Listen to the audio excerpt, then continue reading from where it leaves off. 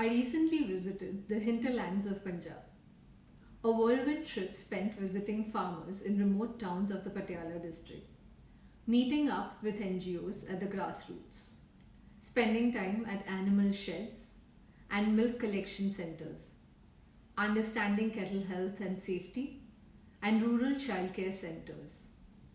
While we shifted from farms to offices to manufacturing and storage locations, I was the only woman in most vicinities. In one of the warehousing facilities, there wasn't even an accessible female washroom, since the predominantly male workforce would obviously not need one. I was acutely aware of how my presence stood starkly in contrast. The only times I cited other women was when they were either engaged in low-stakes laborious jobs or largely typified female domains such as domesticity or social enterprises. My mind kept circling back to the conversations around DEI that have become woke these days. For the uninitiated, DEI stands for diversity, equity, and inclusiveness. 35% of us who live in urban India have an existence that is too far-fetched from the realities of life in the rural regions.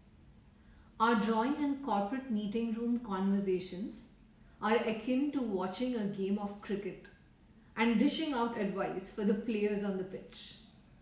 No technical expertise or proximity to on-ground realities.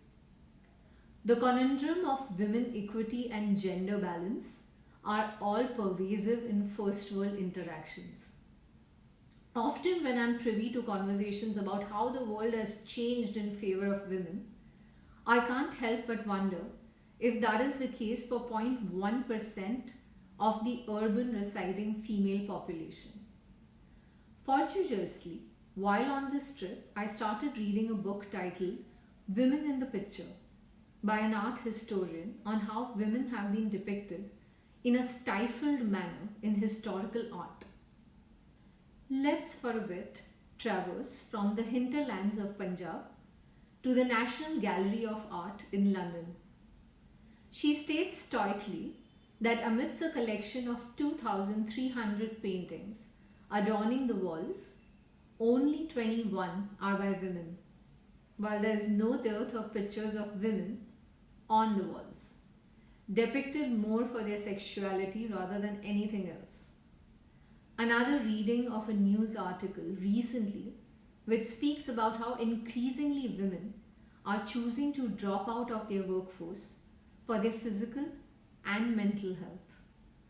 This in 2023. Not surprisingly then, even today, the female work participation rate in India is only about 25%. Pause a bit. Think about it. That is only 1/4 of the female population.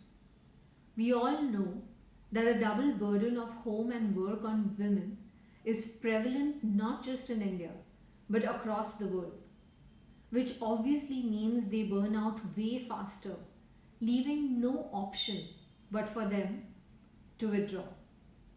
I see the reruns over and over again. A modern career woman conceiving through several rounds of IVF.